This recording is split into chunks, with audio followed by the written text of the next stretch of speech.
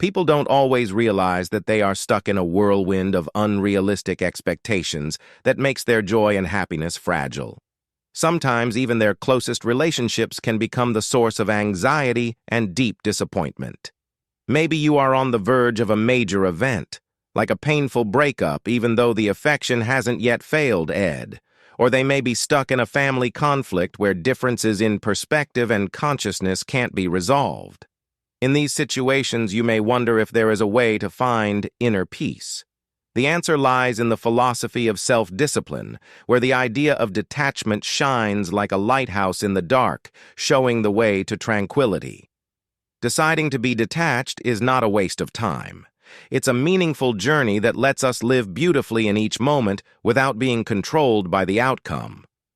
In today's video, we'll explore the power of detachment through 7 steps of separating oneself from circumstances and using it as a tool to weather the storms in relationships, work, and facing challenges.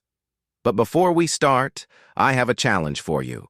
Watch the video all the way through and follow all 7 principles. If you can do this, leave a comment below this video with your answer. Number 1. Set boundaries for how you feel. It's important to learn how to control our feelings in this crazy world, not only to keep ourselves safe, but also to keep the relationships we value. Stoicism helps us understand that we can control our emotions by accepting them and acting on them based on reason. When we take the time to understand our emotions, we not only find out why we act the way we do, but we also learn how to deal with them in a smart way. It takes patience and self-discipline to recognize when your emotions start to get the best of you and choose not to let them run your life. At times, getting your problems solved is the most important thing you can do to protect your mental health and help other people more effectively. As part of self-care, this shouldn't be seen as selfish. The COVID-19 pandemic taught us a lot about how important it is to love and care for ourselves. It made us realize that our mental health needs to be just as important as our physical health. Taking care of yourself doesn't just mean eating right and working out. It also means taking care of your soul by doing things you enjoy. Taking time to rest and set healthy limits in relationships can help us grow as people and also help others in a deeper way. On the other hand, respecting each other's personal space and boundaries in a relationship is also a form of love. By giving others the room to freely express themselves and grow, we not only make them feel respected and valued, but we also help them become more independent and confident. As a healthy relationship builds, each person has the chance to reach their full potential while supporting the other.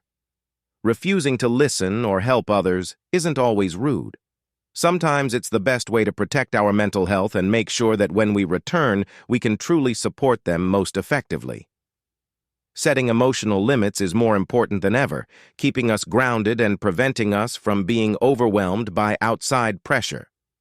In the end, setting emotional limits is not only a step toward personalization and autonomy, but also an inspiration to those around you. When we learn to live fully and meaningfully in a world that is always changing, we not only improve our mental health, but also make the world a better place, inspiring others to do the same. Setting boundaries for your emotions is an important part of being emotionally intelligent and mentally healthy.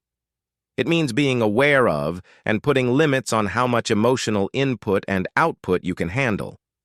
This way, you don't let your own or other people's emotions drain you or overwhelm you. This skill helps you stay balanced and strong in many areas of your life, from personal ties to the workplace. Knowing yourself. To set emotional limits, you must first be aware of your own emotional state. To do this, you need to be aware of your emotions. Know what makes you feel strongly and know how much emotional load you can easily carry. Journaling, practicing mindfulness, and reflecting are all things that can help you become more self-aware. Talking to people. Make it clear to others what your mental needs and limits are. This could mean telling someone when a subject is touchy for you, asking for space when you're feeling very emotional, or saying how certain actions make you feel. Clear communication keeps people from misunderstood you and makes sure that your boundaries are honored. Being assertive.